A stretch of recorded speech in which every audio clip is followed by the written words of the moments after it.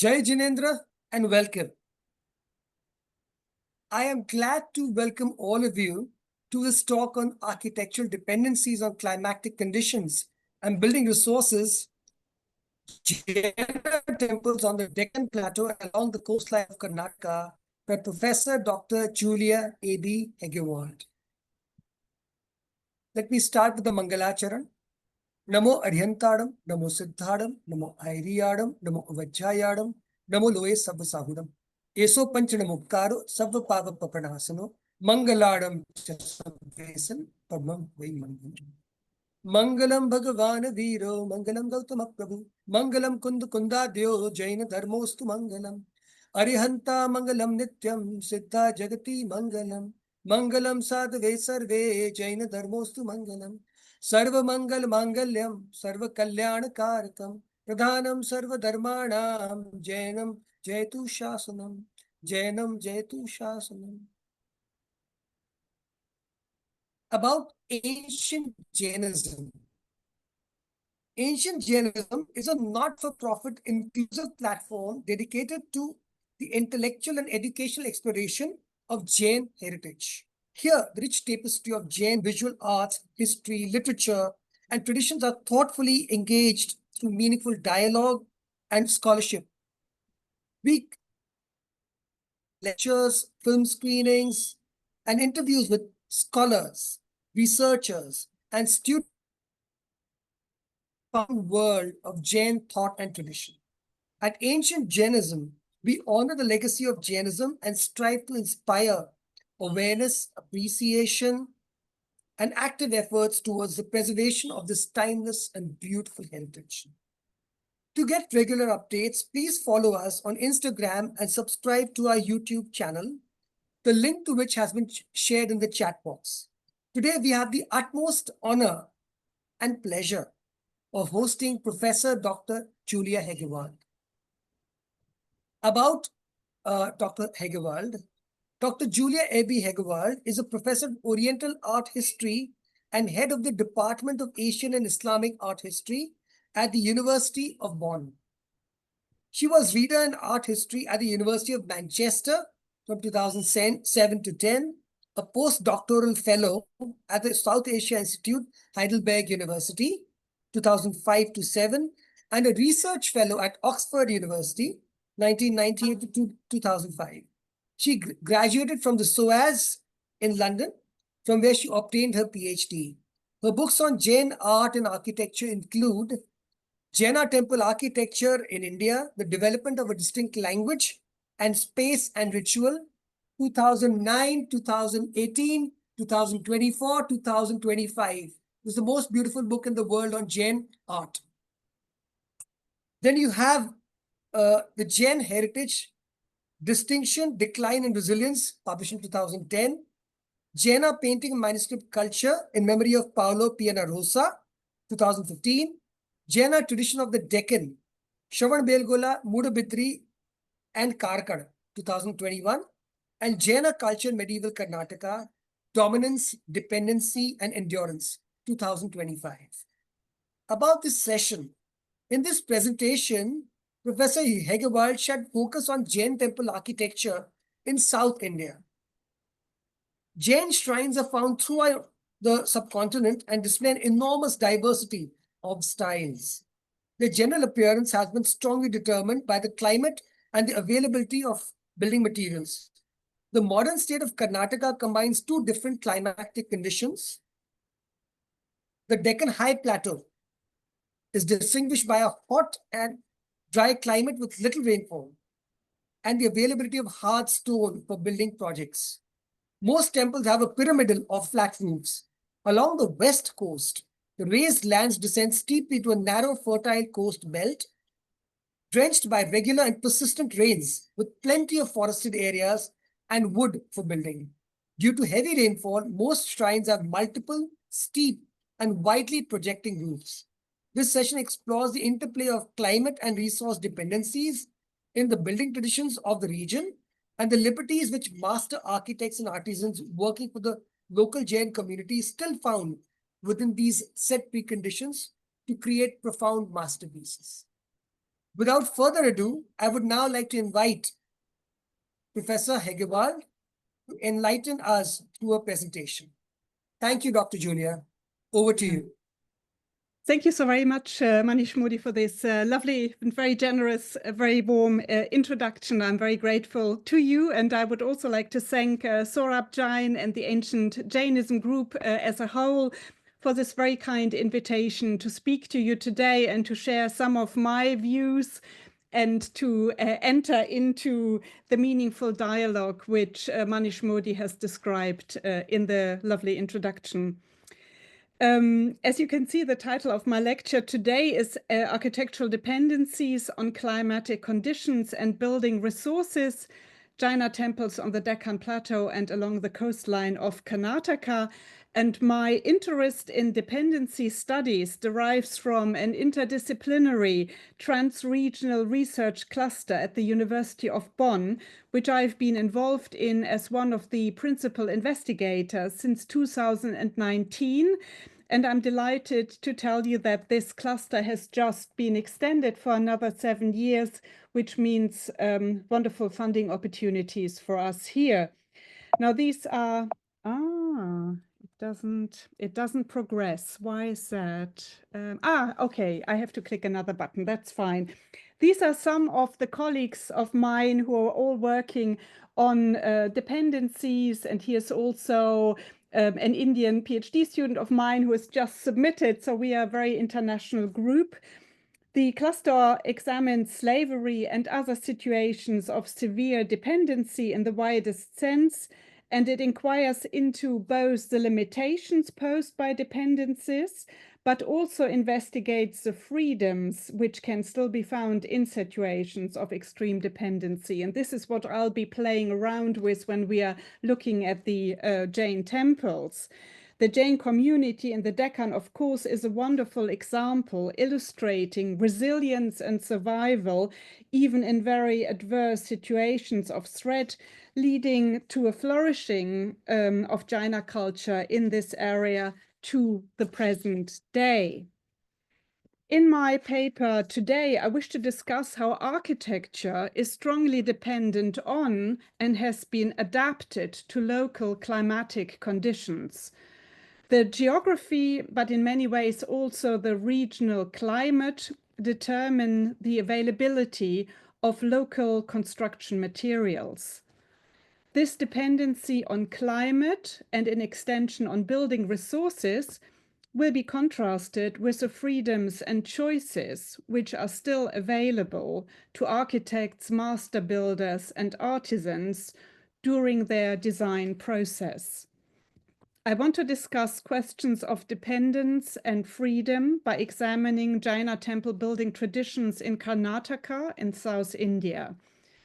I've chosen two geographically closely related but stylistically widely differing areas of this large state. On the one hand, the dry Deccan plateau. The photograph above is an example of this very dry region on the Deccan plateau. And on the other hand, below, you can see the more humid, low-lying Western Indian coastal belt. So two very distinct climatic regions with distinct temple building traditions. I would like to start with a few introductory words on Jainism in the Deccan region, which might be familiar to most of you, but I think it might be good to get into the region, you know, the way Jainism penetrated into the area. We all know that Jainism finds its origins in eastern India, in the modern state of Bihar in the 5th, 6th centuries BCE. And according to legend, a severe drought and resulting famine, which affected the east of India during the 4th or 3rd century BCE, caused large portions of the Jaina community to migrate from the area. Along the way, at least according to legend, the community split into two sections. One part remained in the north, but moved further into the west. And the second portion is said to have been led by the famous teacher Acharya Bhadrabahu, went south into the Deccan. And these southern migrants are believed to have created or started the Digambara form of Jainism, of space or sky-clad monks, as opposed to the Shvetambaras who wear white or cotton-clad, who are white or cotton-clad and who are more prominent in the northwest of the country, although we all know that there is an enormous mixture and an exchange and interaction between the two groups today. According to legend, Bhadrabahu, this famous teacher, died a voluntary religious death by strictly supervised starvation, Salekana, in the Deccani pilgrimage center of Shvanabelgola, probably in about 298 BCE. Through inscriptional references, literary works, as well as sites and edifices, allegedly visited by Bhadrabahu, this story has become really ingrained in the religious memory of the region, and this is usually the story which you are told when you visit the sites. On the left, you can see the meditation and enlightenment cave of Bhadrabahu. It is on Chandragiri at Shvanabelgola, and the spot in the ground where he is meant to have sat and reached a full Kevalyana is marked by these two foot images on which devotees place flowers to venerate and to remember, to commemorate this amazing event, which is believed to have taken place in this cave.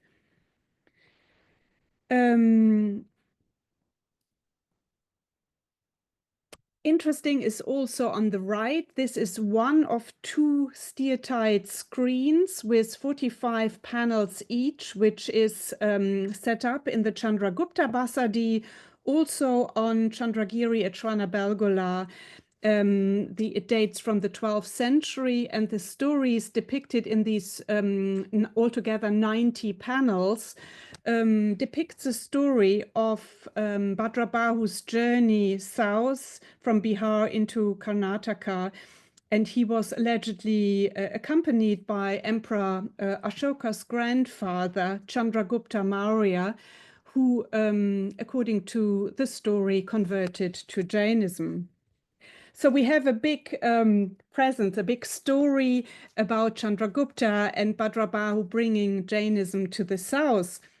However, it is actually more likely that wandering Jaina monks transmitted the religion over centuries from Bihar through Orissa, probably first into Tamil Nadu in the early centuries before the Common Era, and that Jainism reached Tamil Nadu before the end of the 4th century BCE, and that from there Jainism appears to have spread into Karnataka in the early centuries of the Common Era, so slightly later than the story suggests. I would assume that it was probably around the 2nd century of the Common Era that Jainism reached Shvanabelgola or Karnataka, but it's of course very difficult to date this with any precision. Whereas Jainism was gradually losing influence at this time in areas of northern India other than Rajasthan and Gujarat, it continued to flourish in the southern states in the early centuries of the Common Era, especially in Karnataka. And this was due to the patronage of a number of local rulers. From the mid-4th century of the Common Era, Jainism experienced great support under the Western Gangas, the contemporary Kadambas, and the Western Chalukyas. Shvanabelgola developed into a prominent pilgrimage center from the 5th century onwards. And probably from this time, we have early rock-cut inscriptions, as you can see in the image on the left, Kannada inscriptions ingrained or carved out of the rock surface of the hills, mainly on Chandragiri at Shvanabelgola. And you can see here also these linear carvings of foot images, foot imprints, marking the Enlightenment sites. They function as nishidis, as memorials for Salekana having been performed at these sites. And while traces of Jaina structures and inscriptions dating from the 7th century have been preserved, The earliest completely intact statues and temples in the region date from the 8th to the 10th century Ganga period, and the temple on the right is a good example of this. This is one of the earliest preserved, fully preserved Jain temples here. Again on Chandragiri at Shravanabelogola. It is the Chandragupta Basadi. It dates from 850. It's a Ganga foundation. And, oops, where's the curve here? It actually has 3 parallel shrines, although there are only 2 roof structures. And it contains underneath 2 flanking shrines for the Yakshi, Padmavati, and Kushamandini. And in the middle, a shrine dedicated to Parshvanatha. And it's interesting, today there are other temples at the front of this south-facing triple shrine, but originally we believe this south-facing, which would normally be quite unusual in a Jain context, is due to the fact that the shrines used to open up and face towards the famous rock inscription on the hill, which tells the story of Bhadrabahu, the Bhadrabahu inscription, which, however, dates from the 4th century, so it's slightly later than Bhadrabahu's time. Now, also at Shravanabelogola, the carving of the colossal statue of Gomateshvara by Chamundaraya marks the peak of Jainism and its influence in Karnataka, in South India, around the 10th century. Chamundaraya was the famous general of Marasimha II and Rajamala IV in the 10th century. And Gomateshvara, also known as Bahubali, as you all know, is the son of the first Jinna, Rishabhanatha, who in this naked ascetic and erect pose with the arms hanging down on either side in Khadgasana pose, sort of is a model of the ascetic par excellence to be followed on one's religious path. It's 18 meters tall, it's a monolith, and it dates from about 981 to 983.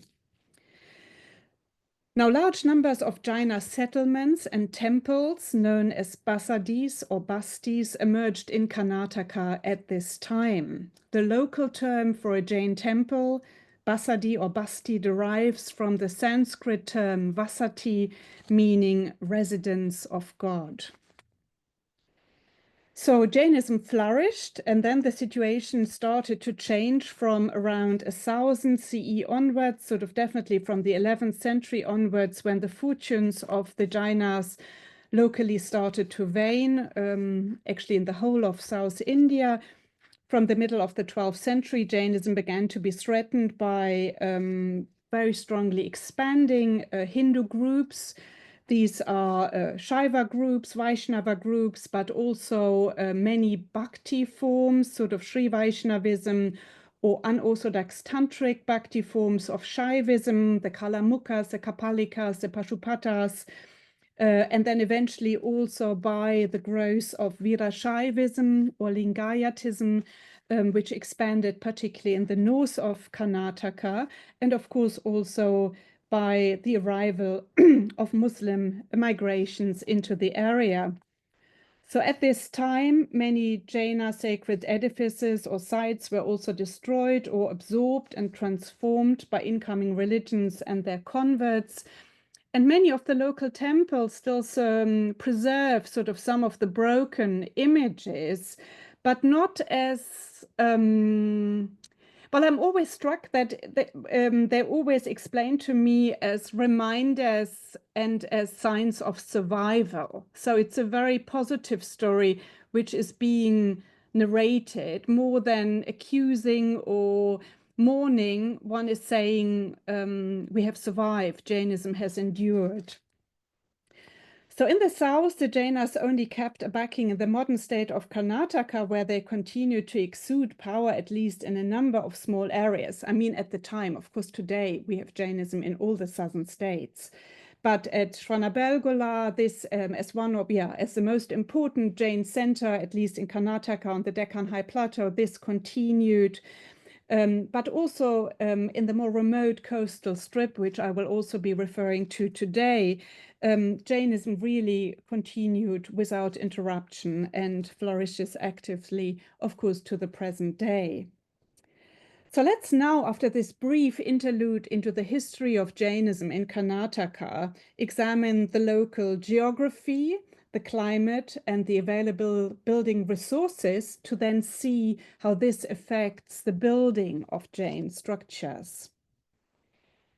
As pointed out at the start of this presentation, Karnataka falls at least into two major distinct geographical climatic zones. The modern state capital of Bangalore lies on the southern plateau, which is a relatively dry highland, as is shown in the images here on the screen. In those parts where irrigation is available, artificial irrigation, one also finds cultivations of ragi, which is a form of millet. We find paddy even, coconut trees, areca palms, as you can see, particularly in the bottom image. But otherwise, the region is a high desert with large stretches of barren terrain, as you can see in the top images in particular. So far, we have looked at the brown region here, where Bangalore is marked, this is a dry, high raised lands marked in brown here on the map. And to reach the coastal area of Karnataka, one has to descend a steep mountain ridge, the Sahyadri Hills, which you can see here in dark brown on the west. And that at the bottom lies the Kanara region, a long and narrow lowland, which stretches for about 300 miles from north to south and is here colored visible in green. This region is also known as Dakshina Kannada, Tulu Nadu, or Tulu Desha, and it has its own local languages, Tulu and Konkani, and a very distinct, a unique culture. This narrow strip of relatively level land is watered by a number of streams and consequently is very fertile, as the image on the right, not far from Karkal, I think illustrates very well. Now, these Sahyadri Hills range from 2,000 to more than 8,000 feet in height and present a barrier for the heavy monsoon clouds. This causes generous and regular rains to go down over the coastal belt, with the clouds, the monsoon clouds, approaching India via the Indian Ocean from the west. And the hills make these rains go down, and this has favored the growth of dense evergreen forests consisting primarily of teak, sandalwood, but also a large diversity of other local trees, many of which are very good material for building. So these large wooded areas are accompanied by bamboo groves and the cultivation of coffee, cashew nuts, areca nut, tea, cardamom, coconut, and bananas, which are often farmed in large plantations. Jaina temples are found throughout Karnataka, both on the Deccan upland, the dry upland, as well as in the much wetter coastal belt. And I would now like to examine the influence these distinct geographical and climatic situations, which I've just outlined, have had on material resources and building traditions. Now, if we start on the dry Deccan plateau, here temples are largely made of cut stone, and this can be either a soft yellowish sandstone, as we can see in the image on the left. This is the Chamundaraya Basadi, an early Ganga temple from 982, commissioned by Chamundaraya on Chandragiri at Shravanabelagola. Sandstone is very common, but also a greenish gray hard granite. And other temples have been made of steatite, also known as soapstone or potstone, which is a form of chloritic or caltalchic schist, which was, for instance, used in the temple here on the right. This is the Akana Basadi Ahoyshala, so later temple, Ahoyshala temple dating from 1181. It's in the town of Shvanabelgola, and it was donated, bequeathed by a patroness, by Achala Devi, who was the wife of Balala II. And it's a very beautiful, intricate temple. The temples follow the typical features of the South Indian style of architecture, the general Dravida style or idiom. And as part of this idiom, they have relatively plain exterior walls. Some have been adorned with pilasters and niches, as we can actually see in both examples. The niches, but they are kind of empty in these instances. And the walls are crowned by a prominent roof molding, which we can see here on the right, and particularly well on the right. Sorry, on the left it's also visible, but even better on the right.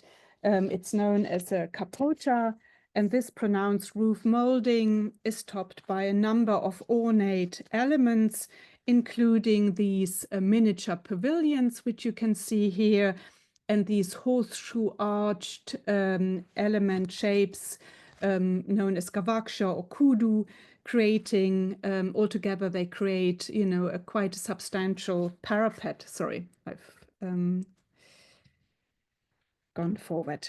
Now, the same pattern is then repeated in the roof tower, and here the elaborate composite cornices have been employed in diminishing tiers to form layered pyramidal roof shapes. So this is how we create these typical South Indian superstructures. And the highest point of these always signposts the location of the most sacred part, the main image or the group of images housed in the shrine below in the garbhagriha of the temple. The two photographs here show that the niches of some of the temples can contain either decorative elements, as we can see here, these rondelles in the Nagara Jinalaya, dating from 1195 in Shravanabelgola. Nagara refers to the traders who paid for the temple foundation here. And the image below, the Shantishvara Basadi, a late 12th century Hoysala construction at Jinnanathapura, not far from Shvanabelgola, shows that we can also find images, statues, icons in these niches, although we have to say that this amount of imagery and decoration is reasonably rare in a Jain context, where we have a tendency to favor a reduced, a more aesthetic, a more modest approach, which we know from the earlier Ganga temples.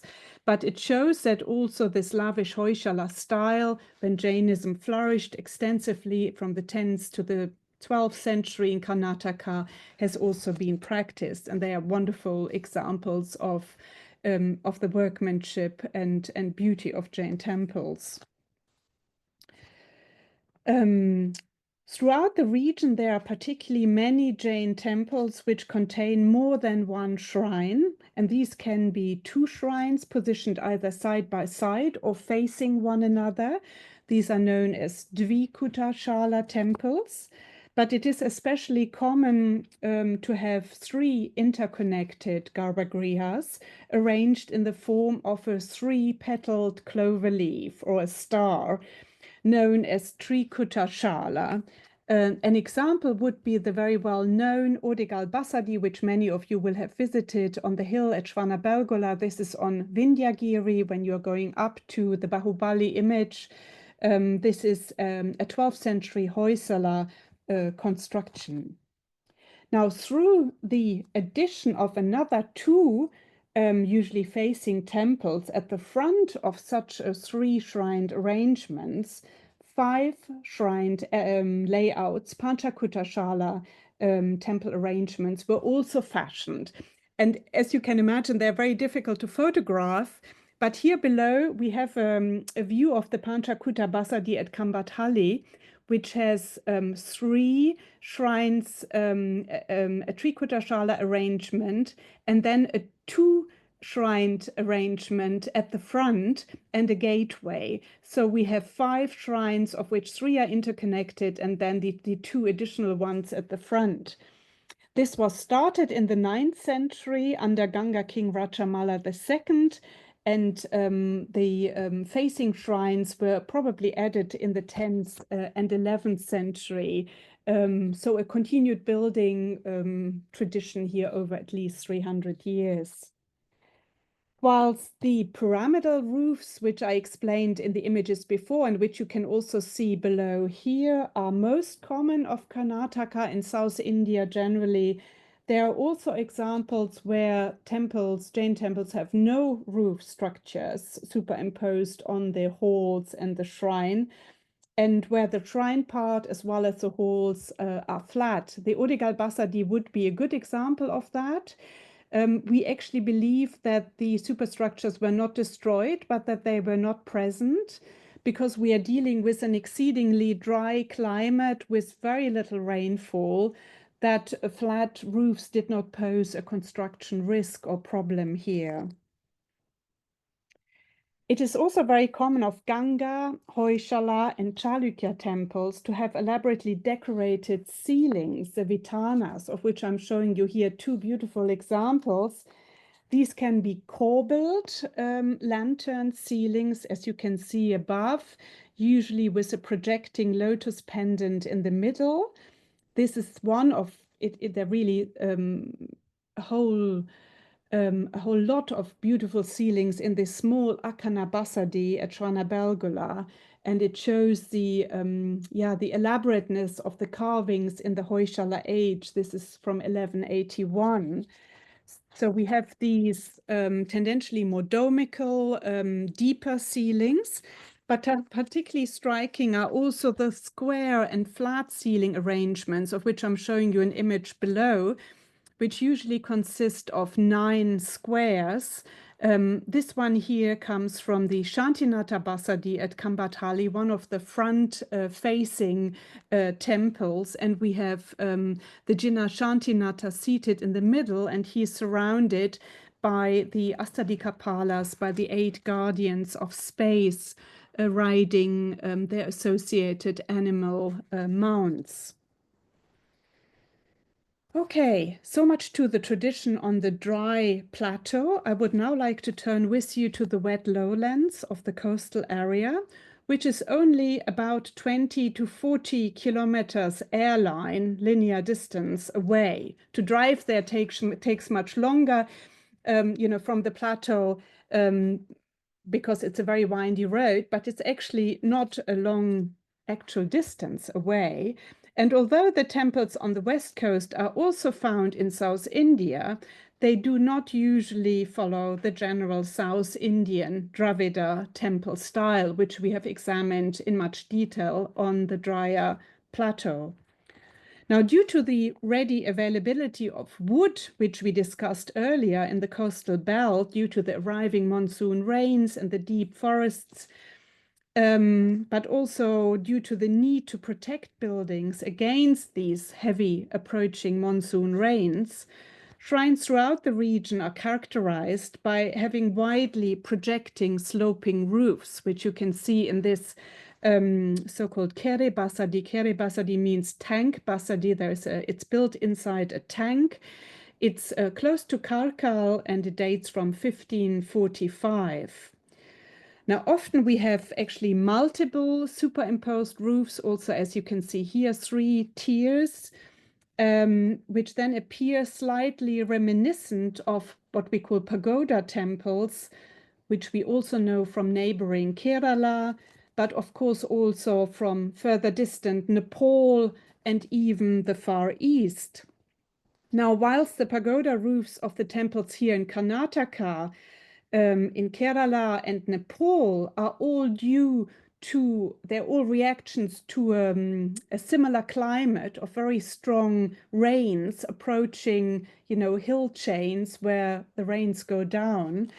Those actually found in China, Korea, and Japan.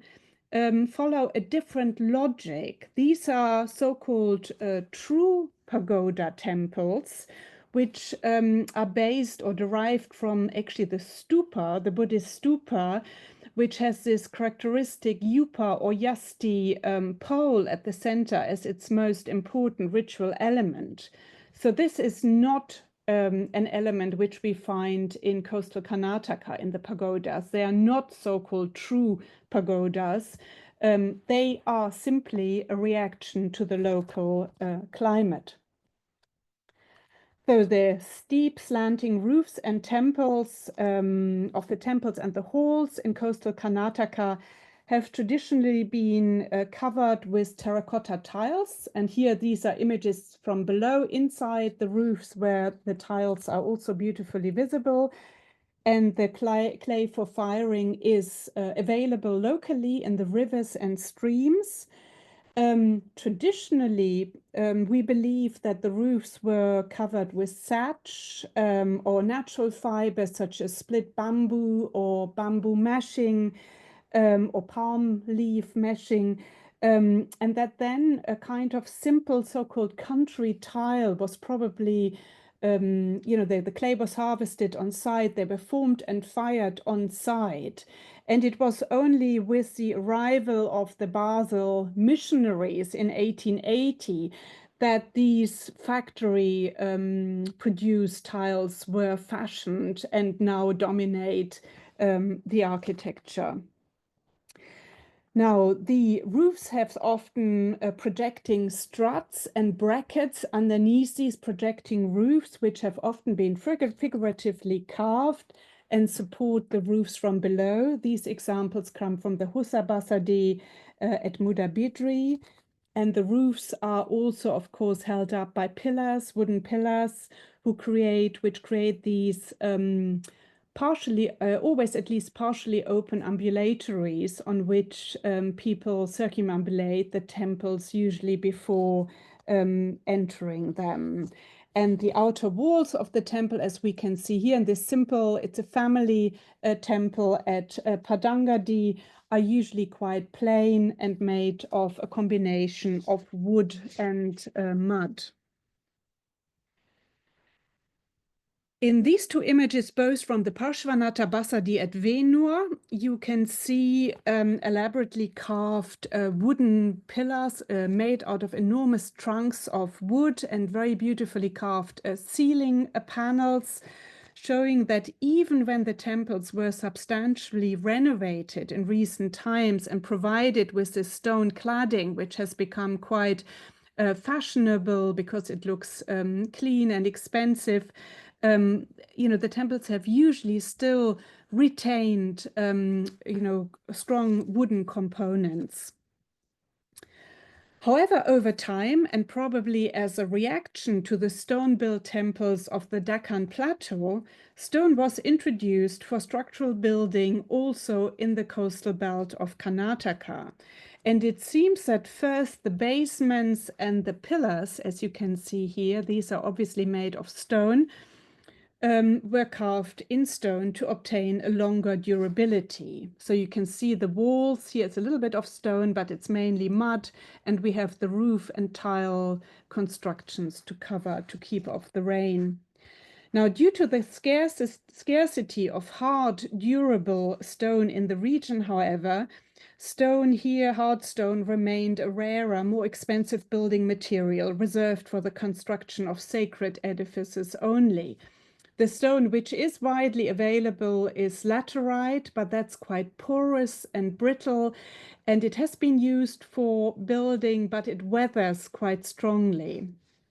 So to obtain granite or sandstone was a more complex undertaking. Now, despite this, in the following, also the walls and the projecting roofs of the temples, which are indispensable due to the wet climate, were transformed into stone. And instead of light terracotta tiles, stone slabs were created. You can see here on the left in the Shantinata Basadi at Venur, we still have mud walls, but stone roof roofing, whilst here in the Chaturmukha Basadi at Karakal, also the walls are entirely made of stone. And you can imagine that through these, the translation of these terracotta tiles into stone tiles, the constructions, the roof constructions gained substantially in weight. Now, as a result to these heavy roofs, the roofs had to be supported on exceedingly large numbers of pillars from below.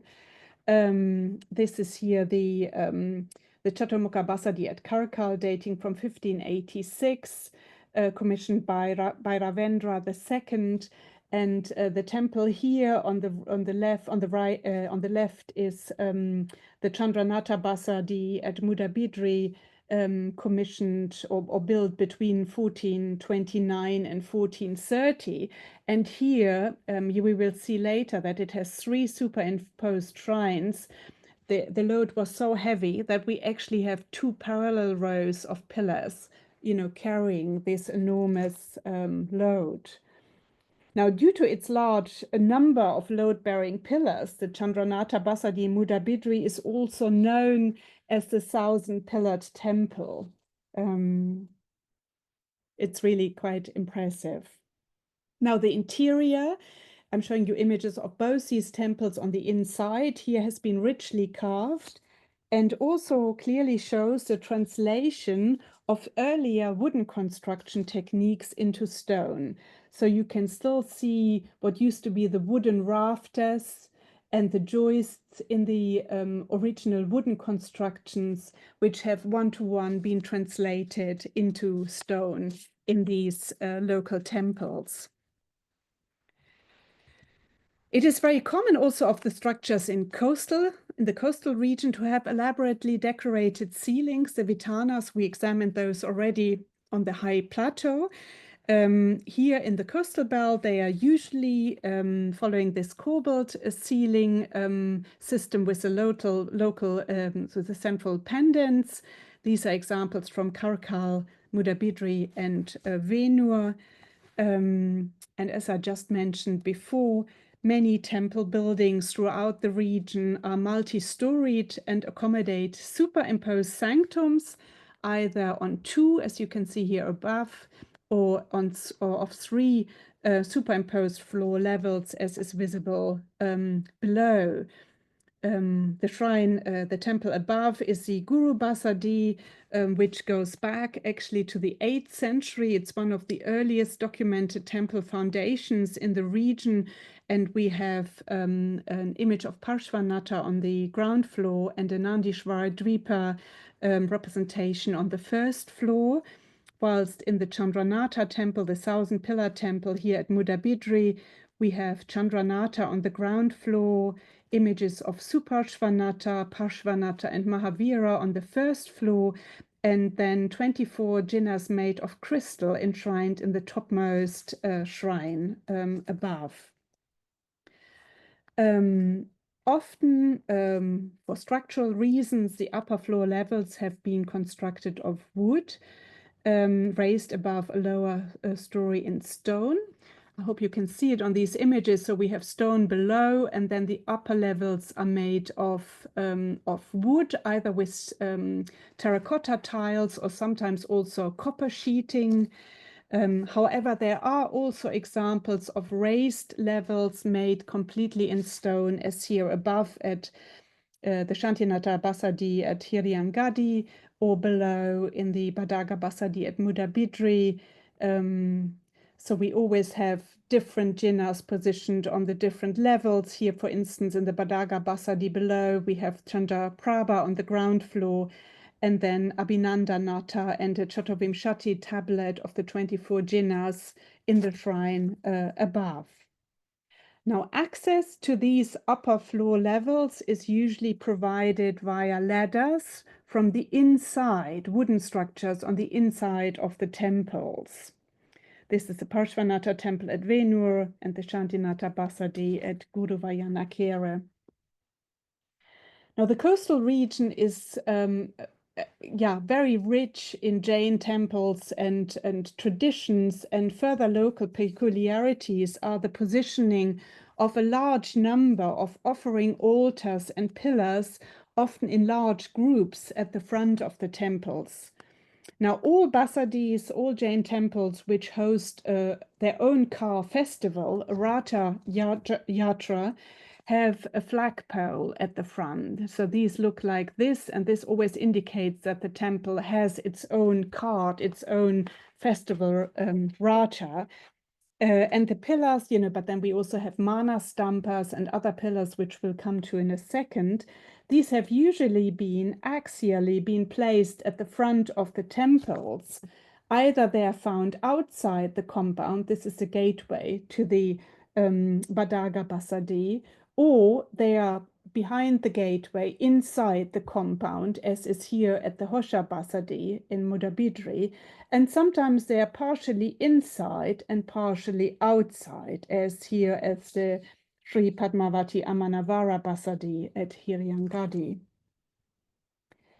Let's have a look at some of these pillars. Typical of Jainism in the region, or of Jainism more generally, of course, are the mana stampas, which you're all familiar with. Mana stampas house usually a fourfold Jaina representation inside a pavilion. It can sometimes also be a single statue, but most common it would be four. But in Karnataka, we also find Brahma stampas, which are shown in these three images towards the right, and display a representation of Brahma Deva. Brahma is a yaksha, a protector deity associated with a Jaina, but he's also a kshetrapala, a guardian of the temple complex. And the statues can either be placed open air, as you can see here at Karkal and Venur, when we see him bearing a club and a seed-filled lemon, but often quite substantial and very beautiful pavilions were over time constructed around these pillars. And then in order to hold up these often, multi-tiered complex constructions, which in a way also mirror the architecture, the local architecture, were then often supported, not just, we have the central pillar, but then to hold up the pavilion, further pillars were raised to hold up these beautiful, almost small temple constructions. So Brahmadeva can be a yaksha or a kshetrapala. Then we also have usually a separate shrine to the kshetrapala, which has usually been placed at the rear left of the temple. So when you face the temple and you start circumambulating it, so it's the first corner at the back of the temple where we find these often very beautiful arrangements. The kshetrapala can either be represented in human form, as we can see here, or also here. He's shown as a man yielding a club or a trident, very visible here. But he can also be represented as a snake, a nagakal, a snake stone. And sometimes we have only a figural or only the, what would we say, abstract or naga representations, but very often we have both forms of representing him at the same site. These are images taken from throughout the coastal region, from Hiryangadi, from Mudabidri, Venur, and another one from Mudabidri.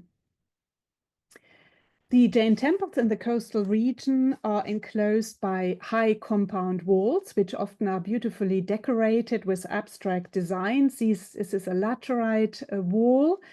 And the walls are entered through, or the compounds are entered through elaborate gateway structures, the Mahadvaras. And it's interesting here again that we notice that we don't follow, the temples here don't follow, or the gateways don't follow this typical South Indian approach of having a Gopura gateway, but that these also have these strongly sloping tiled roofs. The Kanara gateways are usually reasonably deep, many integrate roofed spaces either at the front. So you arrive, you deposit your luggage or what you're carrying, or you rest and collect yourself before entering the temples. And sometimes you have also a deeper space towards the courtyard, and then you approach. So it lengthens the approach towards the sacred image via different thresholds and levels of preparing for the encounter or the experience in the temple. Sometimes also subsidiary shrines branch off from these gateway structures. As in other regions of the subcontinent, Jaina temples in Tulunadu have also regularly been renovated, repaired, transformed, extended, or even entirely replaced. In substantially renovated or newly constructed temples, another change in material can be noticed. Whilst temples in the coastal belt were originally made of mud and wood with tiled roofs, and were then at least partially translated into stone, they can today, of course, also be fashioned out of reinforced concrete, which then at times has been clad in stone. Here on the left, you can see the Neminata Basadi in Hiriangadi, where the pillars supporting the roof have been replaced by concrete pillars, whilst the temple on the right, the Chandranatha Basadi at Dharmasthala, was entirely pulled down in the 1990s and completely, it was a wood and mud with tiled roof structure, and it was completely demolished, and the images were taken temporarily to a temporary structure. And the whole temple structure has been built in reinforced concrete and then clad with stone. Now, wood and mud are climate responsible materials. They are sustainable. They're good quality materials in the sense that they create a low energy intensive environment, which is very well adapted to the climate. Concrete, of course, is not a renewable source and quite high energy and intensive in the production, and it also hasn't got the thermal properties of mud and stone, of being cool in the summer and warm and insulating in the winter. But I would still argue that at least by adapting still, these concrete temples are not flat bungalows, they're not steel and glass constructions, that they still, at least in their shape, adapt to the local building tradition, continue this, because the local builders know that you need to, shed off the water to protect the building, so that there is still a certain, although there's a break in material, a material which is not as sustainable and energy intensive and more suitable for creating a comfortable environment.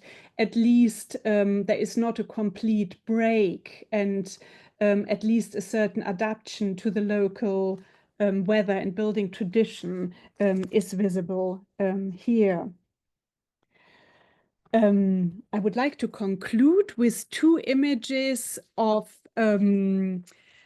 aspects which I didn't have much time to talk about today. I focused on the architecture, and I would like to draw your attention that I could, of course, or one could give us an equally interesting paper on the statues, on the imagery of the region. These are 3 of the 12 images in the Chaturmukha Basadi at Karkal, or the living rituals going on. This is a Mangal ritual here in the Shantinatha Basadi at Guru Vayana Kere, but one always has to make a choice. And I have concentrated on the architecture and the connections between climate and building traditions. And we have seen that the Deccan region represents one of the cultural highlights of South Asia in terms of artistic architectural, cultural, religious, and also climatic diversity, exhibiting an unbroken continuity in all these areas to the present day. The high Deccan plateau, which we looked at first, we said is characterized by a hot and dry climate with little rainfall and the availability of hard stone for building projects. On the west coast, which we then turned to, the raised lands of the Karnataka uplands descend steeply to a narrow, fertile coastal belt, drenched by regular and persistent rains, with plenty of wood for building. The architecture of both regions has been adapted to the local climatic situation and the availability of construction materials. This paper has explored the interplay between climate and resource dependency and the freedoms which master architects and artisans working for the local Jaina community in the Deccan still found within these strongly predetermined circumstances.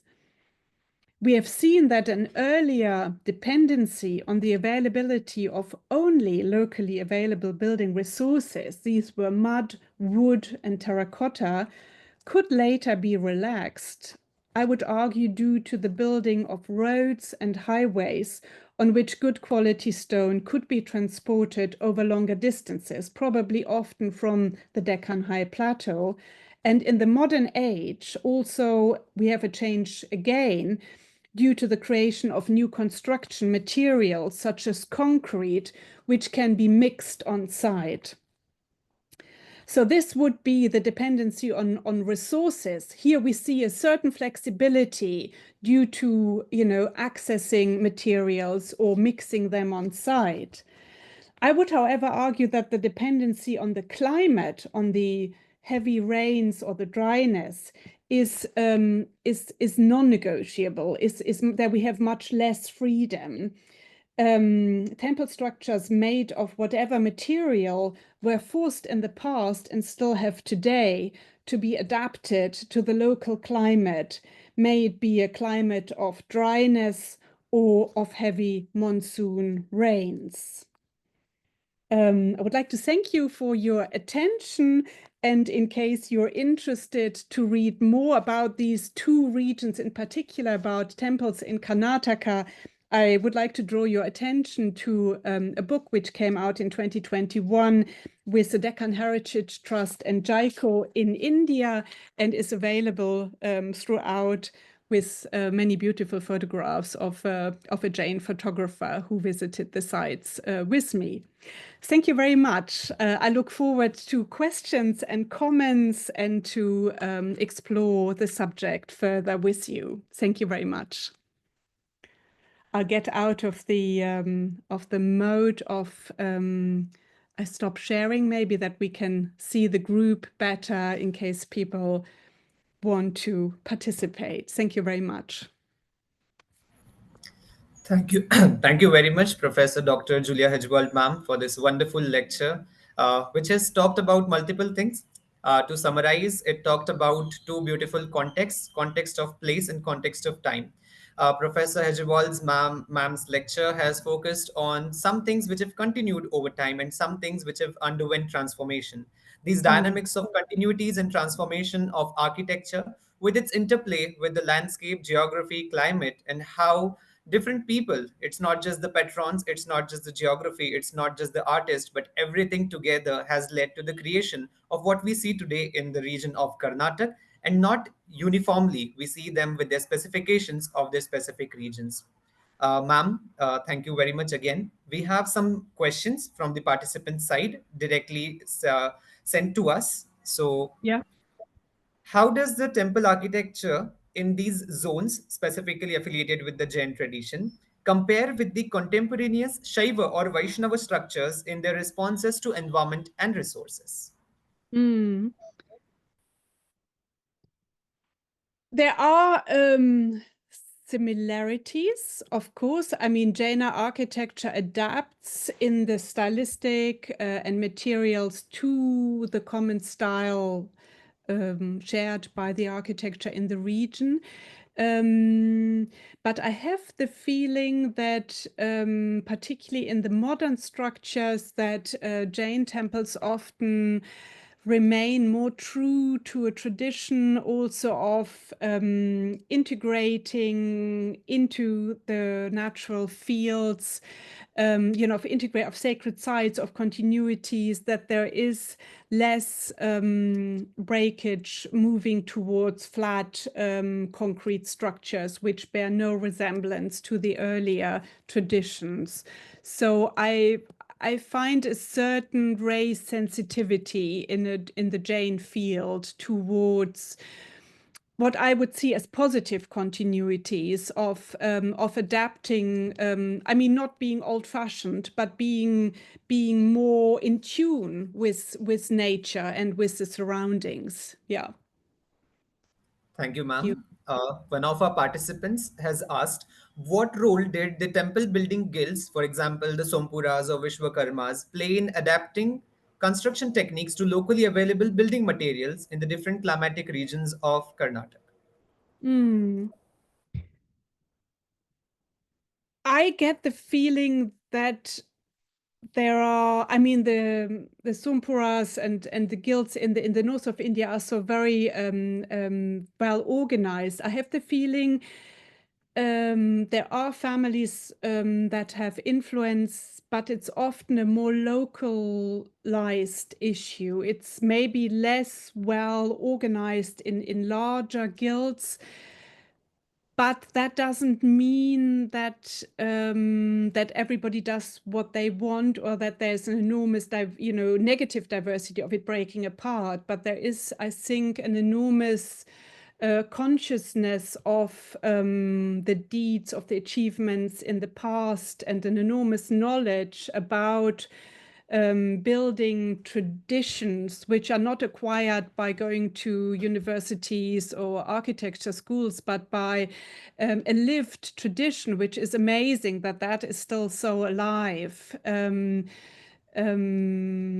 Still leading to a positive, a uniformity of style. Every temple, of course, is different. There's an enormous, diversity in the detail, but of creating, you wouldn't want every temple to be completely different. We like to see an approach with lots of diversity in it, which despite maybe such a firm organization or such official rules, seems still to have prevailed in this region. I find it really very admirable and really impressive to study. Thank you, ma'am. The next question is, what challenges do these regional Jain temple traditions face today in terms of conservation, especially given their climatic vulnerabilities and the original building materials used? Yeah. So, yeah, you're absolutely. I mean, thank you very much for this question. Of course, the structures are built in a way to lead off and channel off the water as much as well as they can. But of course, there is dampness and there is erosion, and wood needs to be replaced on and off. Sometimes it's just done that wood is replaced with wood, but more and more often, of course, we employ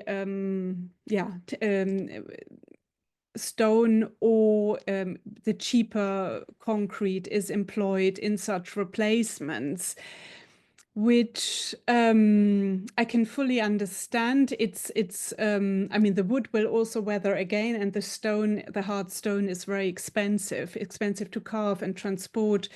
One can absolutely understand that very often reinforced concrete is employed, and it's probably better to use that than to let the temples completely decay. Of course, I, as an architectural historian who hasn't got to pay for it, would be very much in favor of using climate responsive materials and to follow the tradition more closely. But I can fully understand, that this is impractical and maybe unaffordable.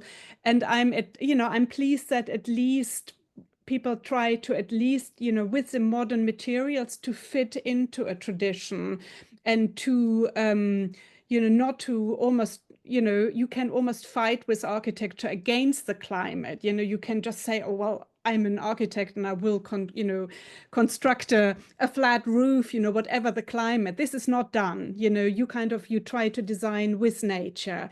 You have the sloping roofs because this is a tradition, but also because it makes sense, even if it's made of concrete.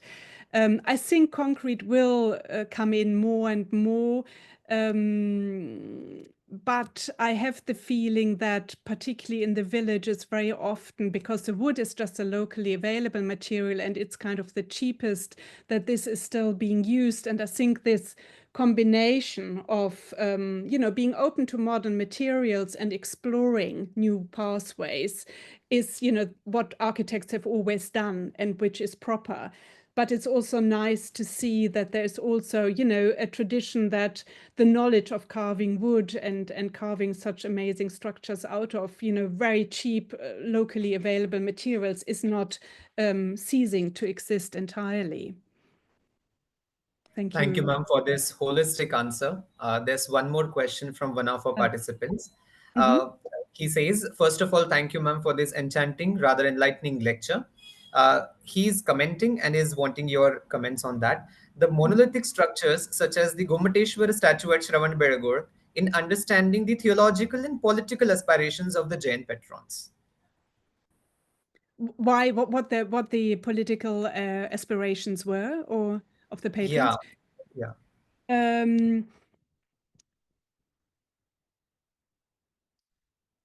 At this early, it sort of in the 8th, 9th, 10th century, we have a very close connection between the Jain community in Karnataka and the local kings who support the Jain community enormously.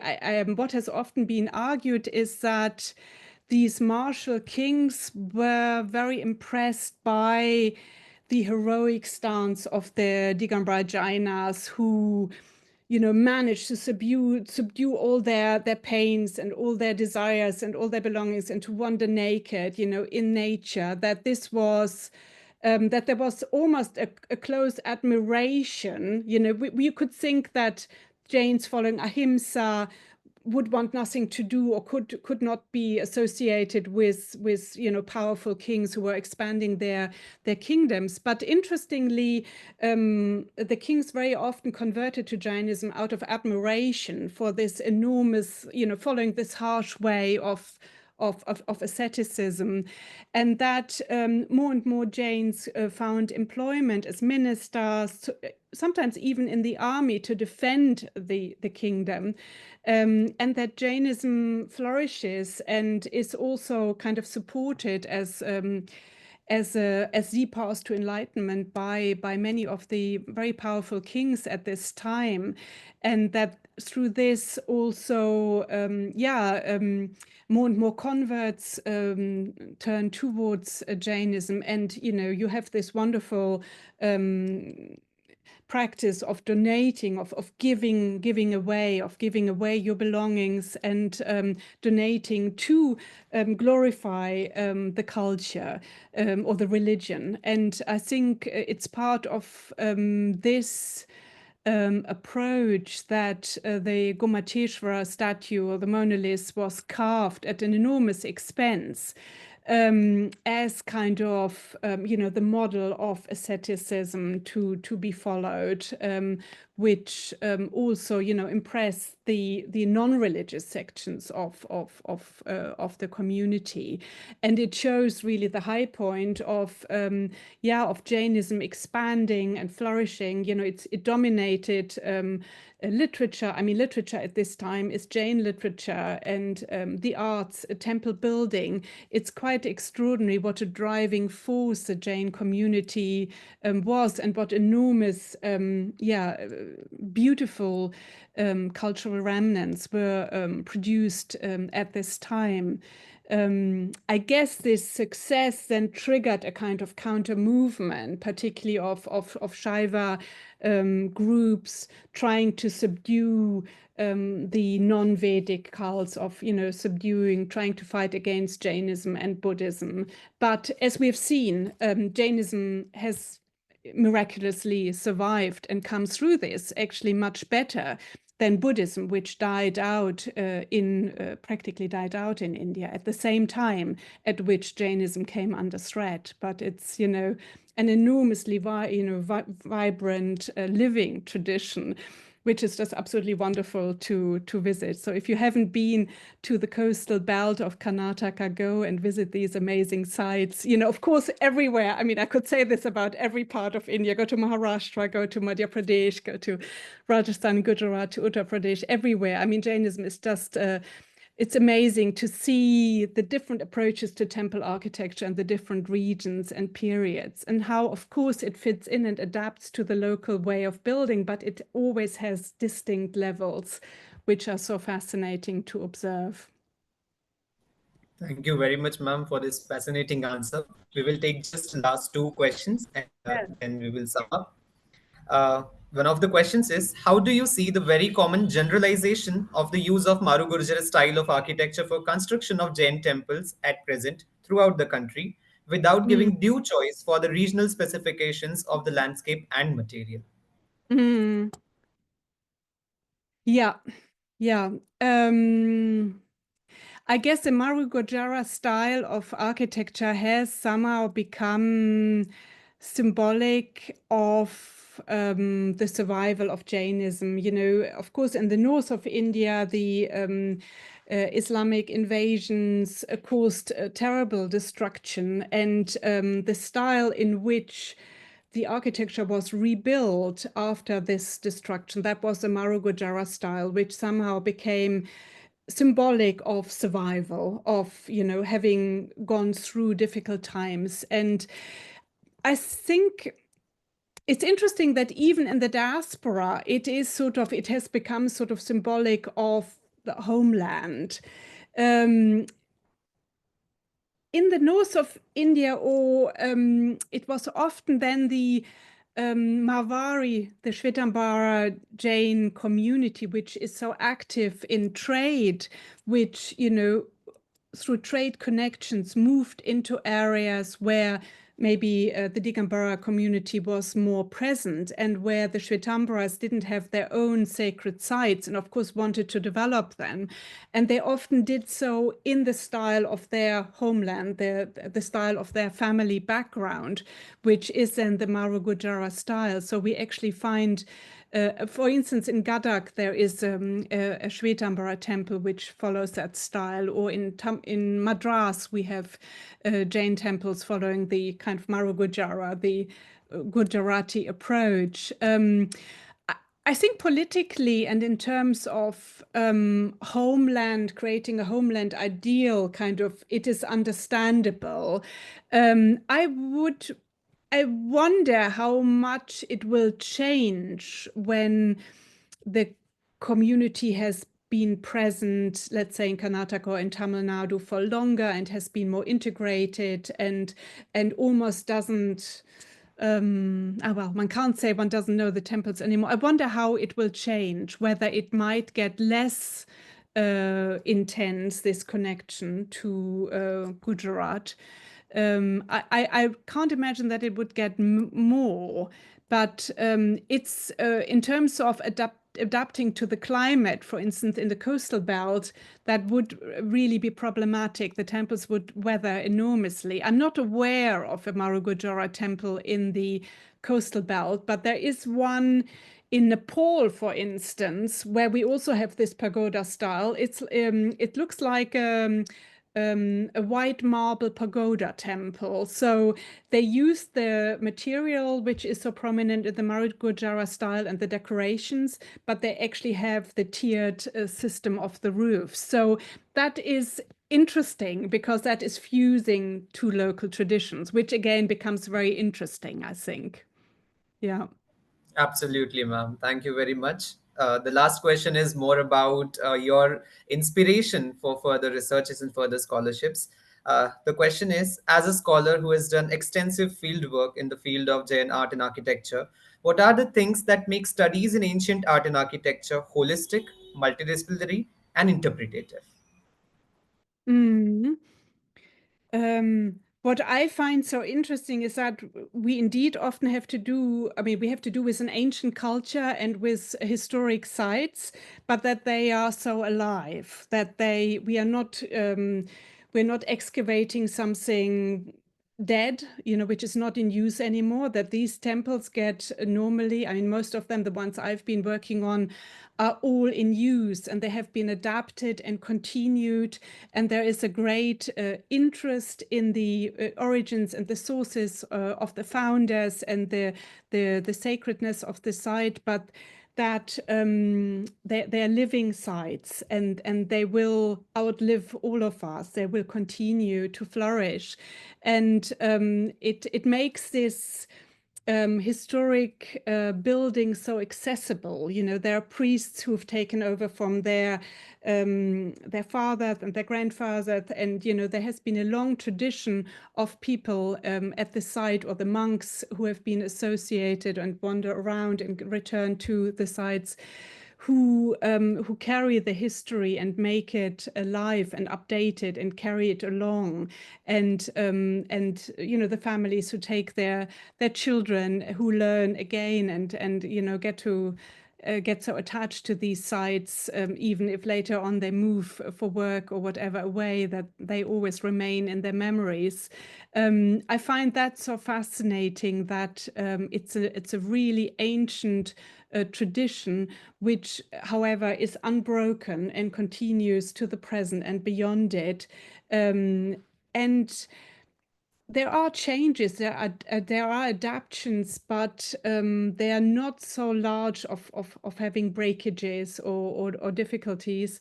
I find that very important to be. I mean, I love particularly working with the people who use and frequent the temples, and what do they feel and say, and what do they tell their children about this? What is important for them? I might come with a very detached view and look at building constructions, but then people tell me that it means something, really significant to them. And this is what I find so enlightening, that the buildings make sense and become alive. Your last sentence, ma'am, would make a very long impact on all of our participants, that the buildings are definitely alive and they tell us a lot of things. Um, Absolutely. Mhm. yeah. There are still many questions, but I think it's time for us to wind up the session and for me to propose a formal vote of thanks. First and foremost, I would like to thank Mr. Manish Modi ji from Hindi Granth Karyalay for facilitating this particular session, for doing a wonderful introduction of Professor Julia Hegewald ma'am, and for always being by our side and being a very good support. Thank you, Manish Modi sir, for your constant support. Mhm. First, and the most important thanks is due to Professor Julia Hegewald, ma'am, for this wonderful session, for explaining things in a very lucid language and for very easy concepts that were also explained very in a way that even the commoner would understand. So there are people who are commoners here, there are people who are practicing Jains, and there are people who are working in the Jain studies field as their academic choice. So I am very hopeful that everybody has got benefited from Professor Julia Hegewald ma'am's lecture. In fact, there are people who work in Jain philosophy and literature, but there are very few scholars internationally acknowledged who are working in the field of Jain art and architecture, and how these buildings, as ma'am has said, become alive and they talk to us. And that concept has to be understood by us. So thank you very much, ma'am, for that. I You. now thank Saurabh Jain, who is the person who has conceptualized this idea of ancient Jainism, for bringing to us people and scholars whom we just read in their papers and books live in front of us so that we can interact with them. Thank you very much, Saurabh. And thank you, Soumya Saxena, for the technical support. Today, scholars like Dr. Pavan Jain, ma'am, Dr. Banerjee, Dr. Ajita Dose, and Dr. Pranoti Meghallad, all these scholars who have worked in Jain studies have also joined today. We are also thankful to you. And You. foremost, thanks to all the participants who joined in and asked these lovely questions and making this session a very lively one. Thank you once again, Professor Julia You. Hegewald, ma'am. Thank you very much. Jai Jinendra. Thank you. It was a great pleasure. Thank you. Bye bye.